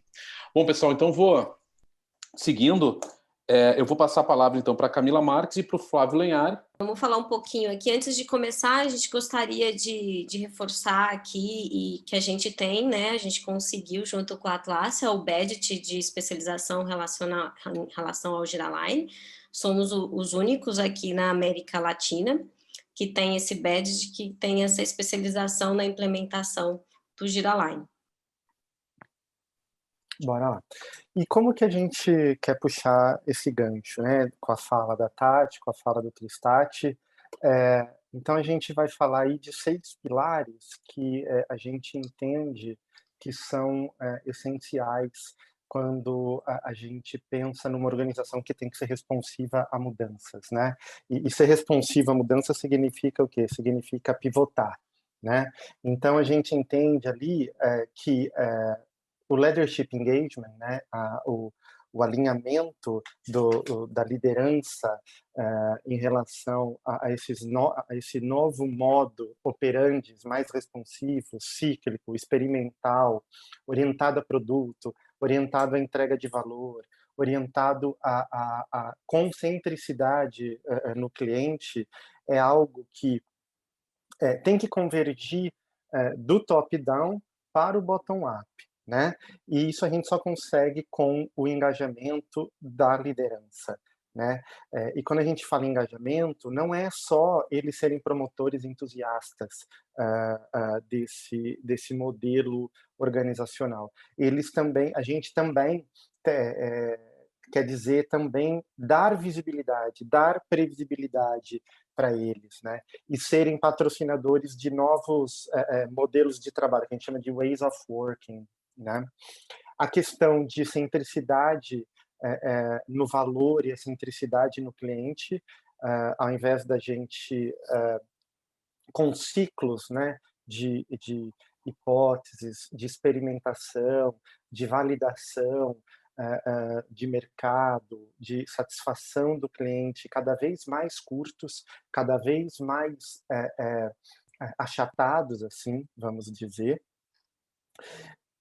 suportados por uma que a gente chama de Product and Platform Operating Model. O que é isso, né? É basicamente a gente ter nas organizações, os seus portfólios, os seus investimentos, a forma como ela vai gerir a sua estratégia, acompanhar a sua estratégia, realizar, orientada a produto, né? A gente chama de produtização, né? Então, assim, então cada produto é como se fosse uma organização, vamos imaginar, né? Por quê? Porque aquele produto, ele, além de, obviamente, ter que se satisfazer os seus clientes-alvos, né? Ele é um produto que tem que gerar payback, ele é um produto que, preferencialmente, com esses ciclos curtos, com essa centricidade no cliente, com essa centricidade no valor para o cliente, ele preferencialmente ser autofinanciado, por que não? E quem subsidia isso, né? São as entregas, né, orientadas a valor, que a gente chama de MVP Agile and DevOps Delivery, né? Esse item que ele traz muito além do que práticas, né? Muito além do que a sopinha de letrinhas de frameworks que a gente está acostumado. Também tem esse ways of working aí, mas a gente também aí fala de estratégia cloud, né? Aí a gente também fala em componentização, a gente fala em microserviços, a gente fala em pipeline de produto por produto, não é só o pipeline de produto, cada produto ter o seu pipeline, né? Cada produto tem uma característica, cada produto tem a sua forma de ser construído e de ser entregue ali em produção até chegar na ponta, na mão do usuário final, e ser curtido, e ser validado, e ser bem avaliado. Então, o MVP, né, de Delivery e o DevOps também, ele transcende, né, só a prática ágil, só a cerimônia, só o ágil escalado e tudo mais. Daí faltou falar aqui também que, além do pipeline de produto também, ele contempla todo o SDLC, né, que é o Software Development Lifecycle, né, ou seja, toda a arquitetura adequada que ampara o ciclo de vida de entrega desse produto, né. Hoje a Atlassian, a gente sabe que é uma one-stop shop em termos de SDLC, né. Então, desde a ideação até ao monitoramento da produção, então tudo que a gente, todos os ciclos que tem ali, né, de portfólio, de governança, de colaboração, de gestão, de compartilhamento de conhecimento, de conexão da estratégia com a execução técnica, todos os domínios de uma esteira completa de desenvolvimento de produto, a Atlassian tem. E é isso que a gente cita aí. E um termo aí novo que emerge, que é o Deep Systems, né? O que é Deep Systems? Não adianta a gente criar, fomentar, nutrir esses pilares num ecossistema que está datado, num ecossistema onde eu ainda tenho práticas tradicionais, onde eu ainda tenho práticas waterfall, vamos dizer assim. Às vezes não é nem waterfall, às vezes são práticas mesmo muito hierarquizada, muito verticalizada, como a Tati falou, que não é em rede, né? Então, é preciso sim que o sistema, o engine da corporação, né, ele promova a concorrência e paralelismo sim das estruturas, do novo com o mais hierárquico, né? O John Kotter fala isso, né? No livro Accelerate dele, em vários outros livros dele ele fala, e o SAFe leva isso também, né? Que a gente precisa plotar sim uma estrutura que vai emergir e que ela vai ser concorrente com o business as usual, exatamente para ela ir promovendo essa concorrência e trazendo essa transformação de dentro para fora. Mas Deep Systems, a gente brinca que é assim, imagina você, não é você colocar sprint ou um sistema puxado ou um Kanban na organização. A gente não está falando disso, né? Fazer isso é a mesma coisa do que você ter um carro esportivo sem um motor, vamos dizer assim, né? Você tem uma Ferrari, mas você não tem um motor. Você precisa aportar ali, gente, finanças, RH, procurement, compras, o compliance, as áreas que circundam, né, as áreas que fazem fronteira com a entrega do produto e que influem na entrega do produto, para você realmente conseguir investir, para você realmente conseguir ter um ciclo virtuoso de Enterprise Agility focado de fato no cliente. Cami, pode passar, por gentileza. E quando a gente fala em entrega orientada a valor, é isso, é toda a cadeia. Não é só a cadeia da entrega do produto na execução técnica, não é só linkar o programa ou o portfólio. Tem toda a questão também do upstream, tem toda a questão da ideação, de como que você faz o product discovery, como que isso é priorizado, como que isso escoa para os times que vão de fato construir, como que você acompanha isso em termos de portfólio, de investimento, do quanto que a companhia tem de apetite para investir naquele produto e quanto que esses investimentos estão sendo retornados, os produtos estão sendo criados com o mindset de serem autofinanciados, quanto que eles estão fazendo payback ou não. Né? Isso, o desafio, né, do nosso mundo atual, em ciclos muito curtos, em ciclos de aprendizagem, como a Tati falou, que pressupõe-se muita aprendizagem, com ciclos cada vez mais curtos. Cami, por favor. E que aí esse slide endossa o que eu estou falando, né, de toda a questão do funding, de toda a questão de como que você valida de tempos em tempos se a estratégia está sendo materializada ou não, o quão distante que ela está, e daí você acaba criando para cada produto como se fosse, sim, uma organização. Mas não uma organização robusta, uma organização lean, uma organização orientada em torno da entrega de valor, com uma visão de produto. Pode passar, Cami, por favor. E aí, fazendo um pouco do gancho que a gente ouviu um pouco até do Tristati comentar, de toda essa introdução do Flávio, tem relatórios internacionais, pesquisas, que trazem quais são os principais desafios na adoção do ágil em escala, né? E quando a gente começa a olhar as principais dificuldades que a maioria das empresas tem experienciado, é justamente conectar todas essas informações. Quando a gente começa a ter os desenhos, né, os designs da organização emergindo, toda essa esteira, mas se a gente não consegue colocar isso na operação, no dia a dia da operação, de como que isso vai ser trabalhado no dia a dia, é onde que tem o grande problema. E aí é onde que a gente fala da funcionalidade da ferramenta e aonde que o Giraline entra, né? Então, as 5 principais dicas para a gente conseguir realmente escalar o ágil, uma delas é a parte da ferramenta. A gente tem uma implementação de uma ferramenta única em todos os times. Isso aí. E o que quais são os desafios, né, para a gente fazer isso, né, quando principalmente dependências entre times e comunidade de entrega. E aí a gente extrapola só os times, a gente não está falando só dos delivery teams, a gente está falando dos deep systems, né? A gente está falando da organização como um todo, do negócio como um todo, né? A questão que não é um desafio, mas assim é um ponto muito relevante arquitetura adequada. A gente vai falar um pouquinho mais disso, mas qual a arquitetura adequada de SDLC da sua esteira para amparar isso daí?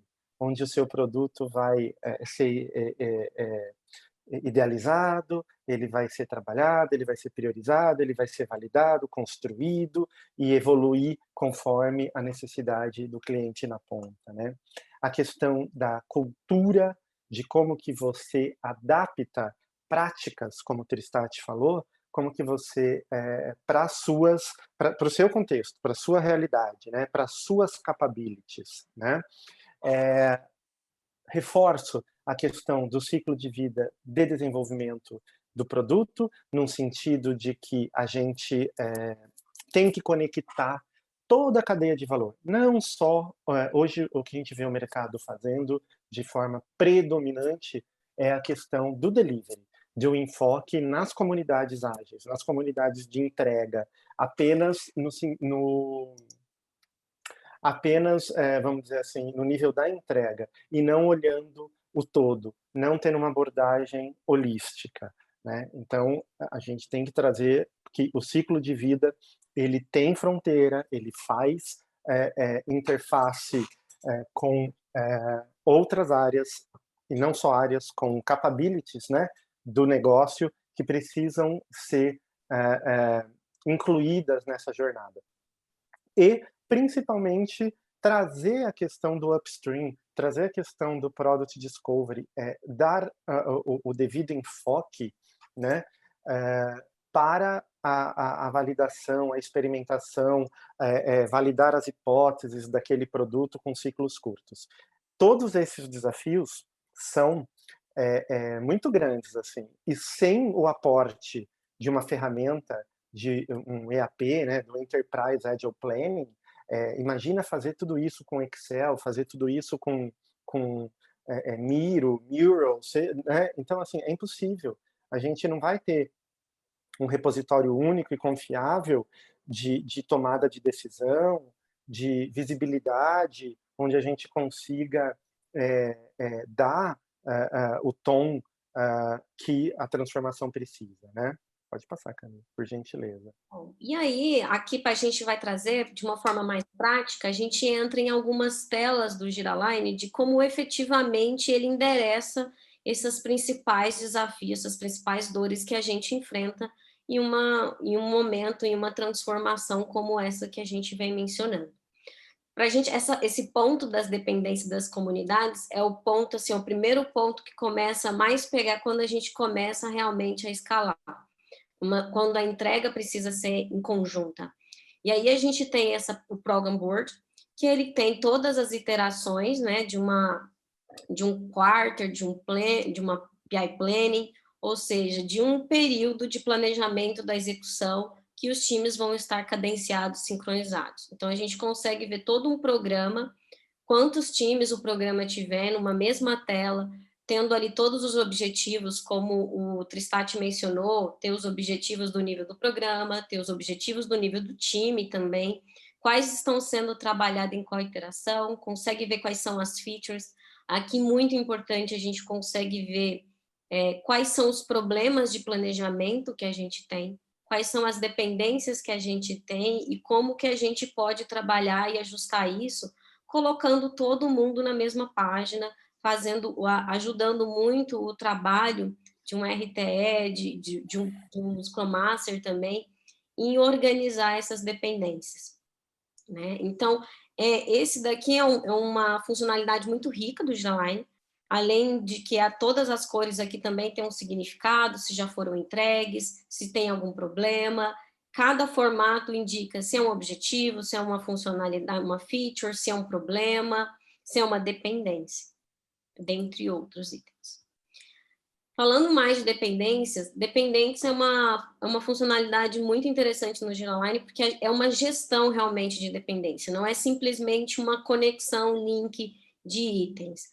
Uma gestão é mais completa. Então, a gente fala quem precisa de quem, para quando, se o outro ainda pode, a outro time pode responder se ainda aceita, se não aceita, e ainda colocar uma outra proposta de uma outra data. Então, tem umas 3 formas de visualização de dependência. Essa é uma das mais utilizadas, porque a partir do momento que a gente coloca ali, seleciona um time, do lado direito já aparece todas as dependências relacionadas com eles, tanto que precisam dele, quanto o que ele precisa de outros times. E também pode ser feito filtros aqui, em relação ao qual item de trabalho você quer visualizar, ou também qual o programa ou portfólio você quer visualizar as dependências. Quando a gente fala, né, Camila, numa organização ágil e responsiva, a gente geralmente não usa mais gestão de risco, né? Porque a gestão de risco, ela remete muito a um plano de risco, de como vai responder ao risco e tudo mais. E, às vezes, o que a história nos mostrou é que, muitas vezes, é pro forma, né? No dia a dia, no calor da entrega, das coisas, não é assim que funciona. Então, gestão de dependências é muito mais dinâmico, né?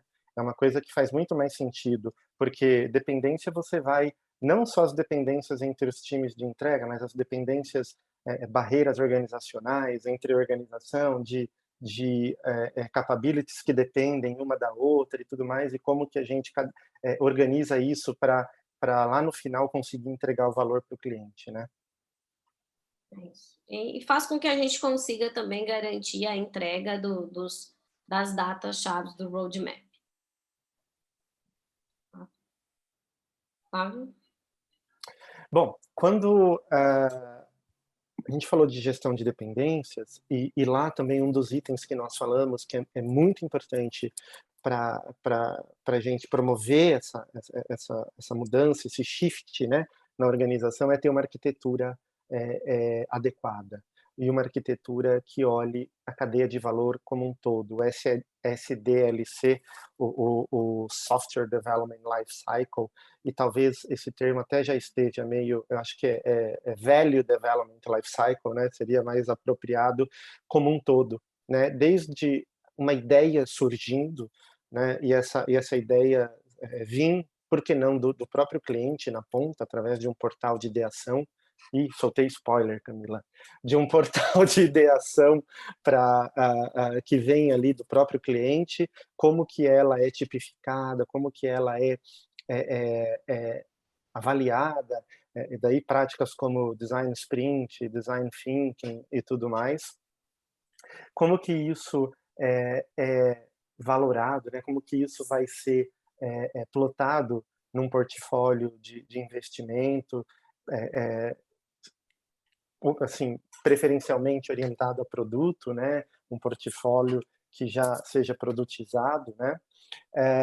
Se aquilo tem ROI, se aquilo não tem ROI, onde que aquilo melhora a satisfação ou atende às necessidades ou às dores ou oportunidades para os clientes, como que isso cai no downstream, na engenharia ágil mesmo da coisa, de construir, testar, de integrar continuamente, entregar também continuamente, e depois disso o aprendizado que vai para a produção, vai para o mercado, vai para a mão do usuário final, tem um ciclo de aprendizagem e que isso retroalimenta toda a cadeia de valor. Precisa de uma arquitetura para isso, né? Precisa de ferramental para isso. Como eu te disse, fazer isso só com um Kanban, só com um Excel, não é suficiente. A gente sabe que a organização ela precisa ter fluidez na coisa, né? Fábio, deixa eu fazer uma pergunta aqui, aproveitar que a gente está na tela. Tem uma pergunta, a pergunta sobre o OKR aqui no planejamento para o Tristat eu vou fazer no final, tá? Só para aproveitar aquela tela, eu vou pular então essa, que é possível nesta arquitetura, nesse desenho, mostrar aonde é que entra o Gira-Line? Eu acho que é bem interessante a pergunta, assim. Sim, com certeza. O Gira-Line, tá vendo? Nós temos upstream, portfólio, todo o ciclo de relacionamento com o negócio, né?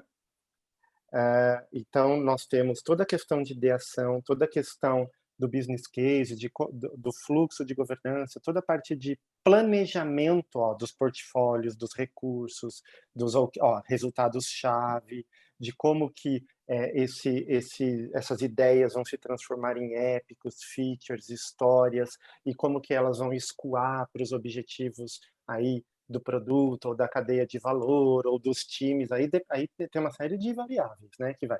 Mas, então, até antes do downstream, fortemente o Gira-Line. Mas o Gira-Line, ele consome, o ciclo de entrega para frente, ele também consome todas as informações. Então, ele se integra, né, o upstream, o portfólio, ele se integra com o ciclo de construção, que geralmente fica no Gira Software, na arquitetura Atlassian, né? É lá que nós temos os Kanbans, é lá que nós temos os boards, os backlogs e outros flows, né? Uma série de features ali, de funcionalidades no Gira Software, conectadas com essa parte aí azul escuro, que é o ciclo de relacionamento com o negócio e com a demanda. Tá bom? Então, assim, respondeu? Respondeu, então, deixa eu ver se eu entendi, só refrasear. O Gira-Line, ele organiza toda aquela primeira parte ali do upstream e portfólio, né? Eu pego a partir das minhas estratégias, temas, OKRs e todo o meu movimento, digamos assim, de gestão estratégica, e é ali que o Giraline vai se encaixar. Eu vou colocar estas informações dentro do Giraline para se conectar com a parte downstream depois, que é o que eu acho mais comum já, e todo mundo utiliza as ferramentas da Que é o Atlassian. que o mercado mais utiliza, que geralmente aqui a gente está no Gira Software, né?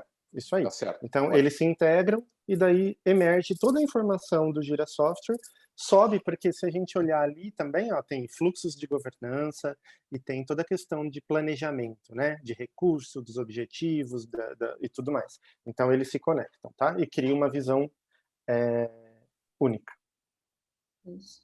Esse slide aqui, até bem comum, o Tristati também utilizou, ele já é a estrutura do Giraline, então acho que ele endereça um pouco mais.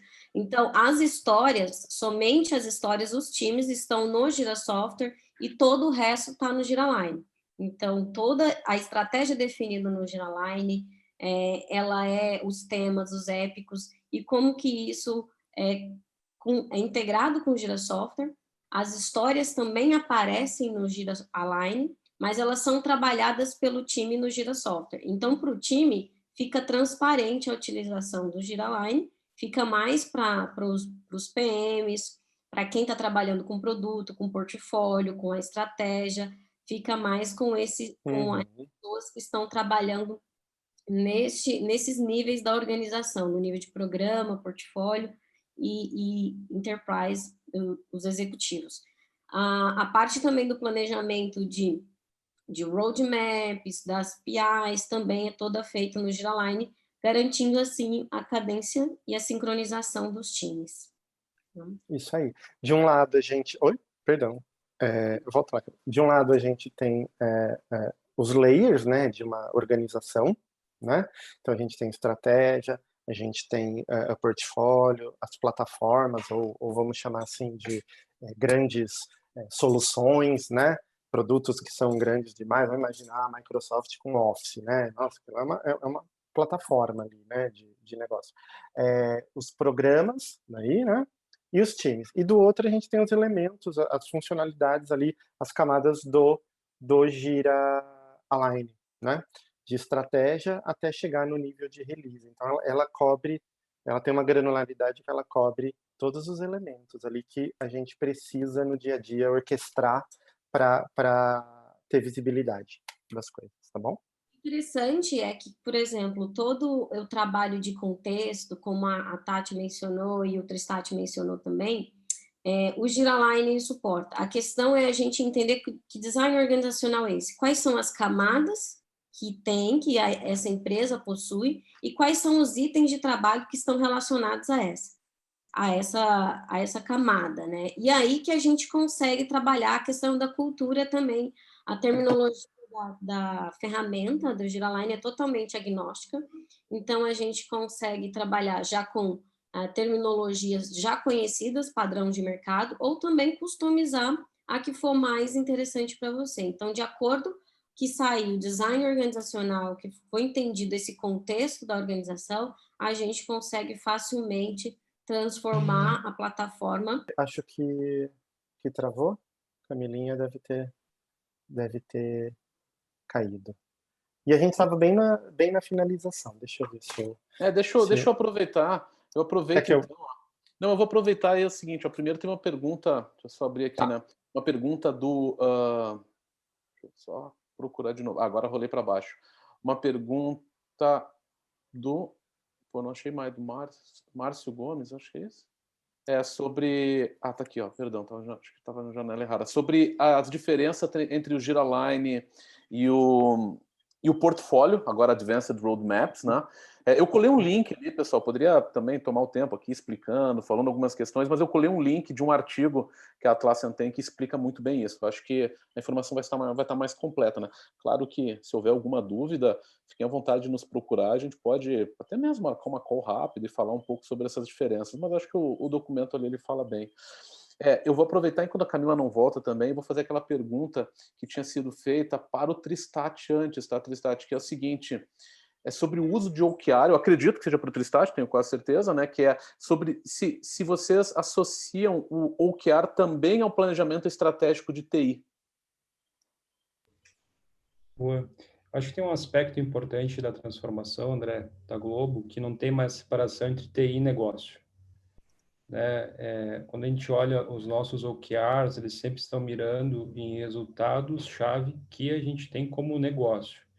Então, quando a gente olha, por exemplo, o desenvolvimento de um produto como o Globoplay, a gente está olhando qual é o que resulte técnico ou de delivery, ou que é binário que a gente tem relacionado à tecnologia, ou olhando a tecnologia como uma visão mais interna da empresa, um OKR de redução de custo. A nossa visão é sempre do OKR relacionado a que resultado de negócio a gente consegue com esse desenvolvimento. Que melhores resultados de negócio a gente consegue, por exemplo, com uma jornada para cloud. Que resultados melhores eu consigo quando eu trabalho uma jornada de dados e eu consigo conhecer melhor meus clientes e consigo promover meus clientes consumidores, o D2C, né? E consigo, com isso, oferecer melhores ofertas publicitárias no B2B, quando a gente comercializa anúncios para serem exibidos aqui dentro dos diversos canais da Globo, seja digital ou seja linear da TV. Mas, assim, com relação ao OKR, quando a gente olha também uma visão mais técnica, é perfeitamente aplicável, né? Então, por exemplo, nós temos iniciativas, ou como o Flávio e a Camila estão apresentando, os epics, né, relacionados, eu posso ter enabler epics, ou seja, épicos que vão habilitar uma entrega de valor, né? Um business epic. Eu posso ter um OKR relacionado a esse enabler epic? Posso também, né? Eu posso ter uma visão relacionada a uma redução de custo, eu posso ter uma visão relacionada a uma melhoria de performance, mas no final das contas o que nos interessa é que resultado de negócio a gente obtém com aquilo. Então, preferencialmente, a gente, dentro dessa visão de cultura generativa, a gente focar em resultados efetivos de negócio, né? Porque senão a gente acaba trabalhando muito até com indicadores de vaidade, né? Tipo, é um número relevante, etc., mas que resultados trouxe? Nenhum. Então, é apenas vaidade, não é resultado para negócio. Legal, Tristat. Não, obrigado, ótimo. Eu tenho umas perguntas aqui, eu acho que do Jackson, né, sobre as empresas que já utilizam Gira, quanto é preciso investir com relação a treinamentos para fazer tudo isso funcionar, como se vê isso acontecendo, treina os times primeiro, os executivos primeiro, business partners. Aí, sendo bem honesto, assim, Jackson, acho que é uma pergunta bem complexa, porque isso depende muito de cada empresa, né? Tem empresas que estão em estágios de maturidade completamente diferentes, que a mudança cultural, ela precisa vir primeiro dos executivos do top, né, uma abordagem top-down, acho que é fato. Sim, eles têm que comprar a ideia sobre essas diversas estruturas, desde o que a Tatiana aprendeu no início, depois acho que, né, o Carlos Tristat mostrou isso bem na prática ali da Globo, e depois a gente está falando de uma ferramenta e por que ela é importante, como que ela suporta algumas questões. Eu acho muito difícil eu responder assim numa pergunta quanto de treinamento. Isso pode ser muito, dependendo da maturidade, pode ser pouco, uma empresa já bem avançada nisso, né?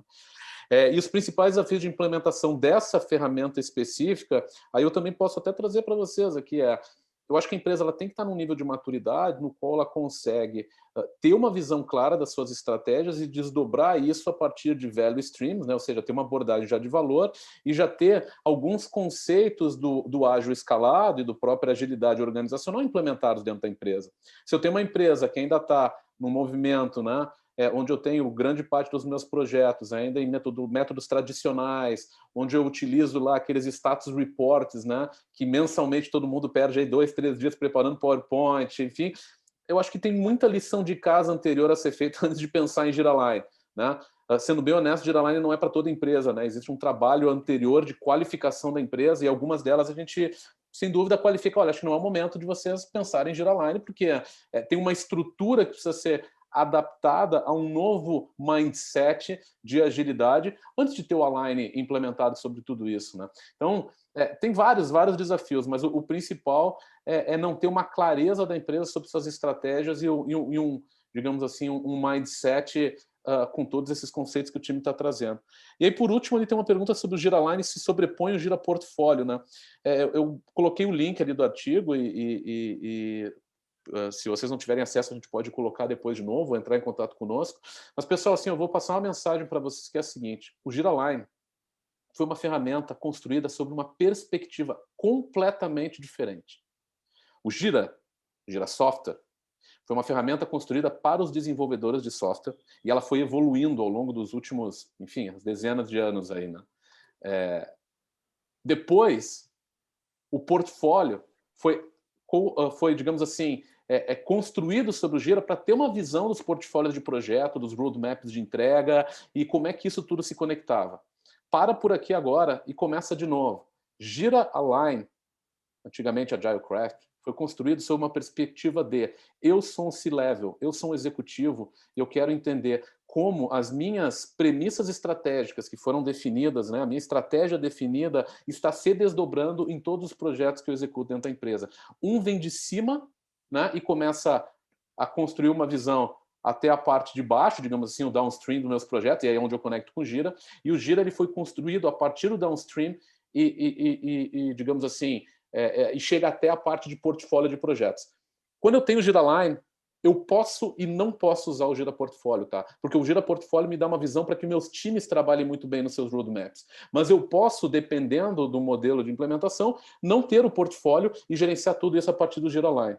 Eu sei que é um pouco complexo, tentei resumir aqui para vocês, mas se tiverem alguma dúvida, tem um artigo ali para dar uma lida, a gente pode falar mais sobre isso.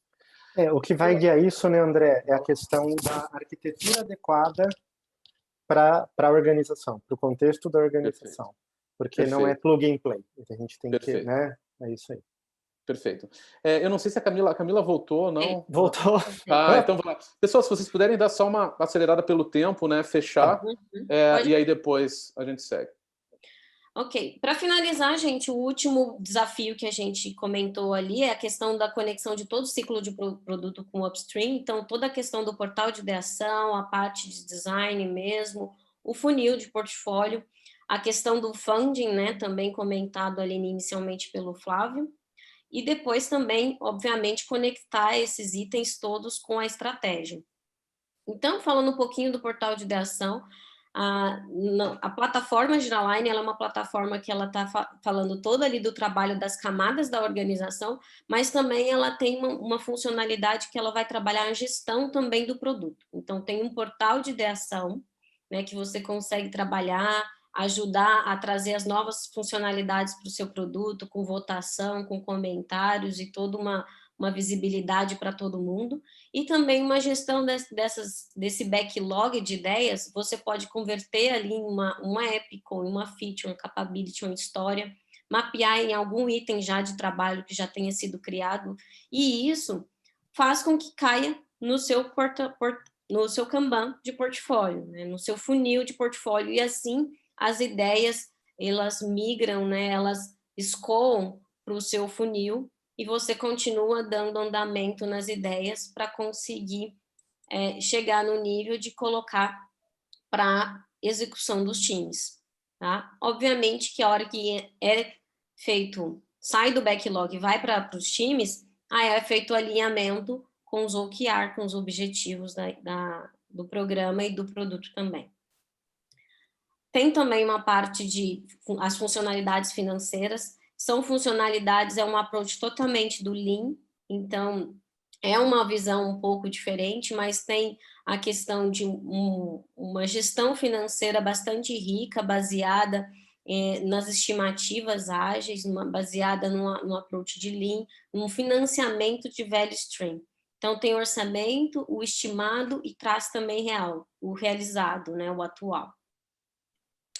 Conectando por último, como é que a gente conecta, enfim, né, o que a gente tem falado tanto sobre conectar estratégia com execução técnica? Como que isso acontece dentro da ferramenta? A gente tem um snapshot, que o snapshot é o quê? Ele é um período de planejamento da estratégia. A gente tem a PI, que é um período de planejamento da execução, que é o PI ou quarter. mas aqui a gente tem esse planejamento da estratégia. A gente cria objetivos a longo prazo, tem a missão, a visão, valores, e a gente vai conectando esses objetivos com os itens de trabalho do nível de um portfólio, ou seja, um tema estratégico ou um épico. Aqui mais um exemplo, depois como traz outras visualizações de como a gente tem um objetivo anual, quais são os temas que estão abaixo e todos os itens de trabalho que estão abaixo desse tema. Mais uma outra forma de visualização de tudo que está conectado, então todos os temas, quando eu clico em um aqui, vai aparecendo tudo o que está relacionado embaixo dele, tanto em nível de épico e feature, qual que é o status que eles estão, qual que é o andamento que estão no momento. Então, é realmente uma plataforma de traz análise em tempo real também, tudo isso baseado no trabalho que os times estão executando no Gira Software. E, por fim, para finalizar a apresentação, a gente traz aqui uma visão mais executiva. Aqui é bem importante, não tem nenhum termo ágil, então são termos mais que os executivos estão acostumados a trabalhar, então facilita o trabalho e alinhamento com o executivo e com a estratégia da companhia. Pessoal, eu não sei se vocês têm alguma outra dúvida, algum outro ponto. A gente fica aberto à equipe da Ecor, né? Vocês podem nos procurar pelo nosso website, pelo LinkedIn, podem entrar em contato com o nosso próprio time, né? Se você já tem relacionamento com eles, e pedir para saber um pouquinho mais sobre o Giraline, aprender sobre alguma coisa, mesmo que a gente vá repetir algo que foi dito aqui, vai ser com o maior prazer, assim. A gente eu pessoalmente e nosso time, nós somos muito fãs dessa ferramenta, assim, como o Julio falou no início, acho que foi uma aquisição estratégica fantástica e a visibilidade que ela traz aos executivos sobre tudo isso sem precedentes, né? Pessoal, muito obrigado. Então, eu vou fechar o evento. Eu quero agradecer todo mundo que participou, né? Todos os nossos convidados aqui. Julio, obrigado mesmo aí pelo tempo, está aqui conosco, né? Tem toda uma América Latina e Caribe para gerenciar e está aqui conosco hoje. A Tatiana também, aprendi bastante. Tatiana, muito legal essa perspectiva. Carlos Tristati também, acho que legal. A Camila e o Flávio. E a Diana também, muito obrigado, Diana, aqui pelo suporte, né? Está aqui preparada aqui conosco. Acho que a gente vai ter outras oportunidades e trazer essas apresentações. Pessoal, obrigado, gostei. Acho que foi muito legal. Obrigado. E a todos os participantes também que estiveram aqui conosco, muito obrigado, e principalmente pelas perguntas, né? Acho que foram muito ricas. Bom, muito obrigado, pessoal. Obrigado. Vejo vocês na próxima, então. Um abraço. Um abraço. Tchau, tchau a todos. Boa tarde. Tchau, pessoal. Tchau.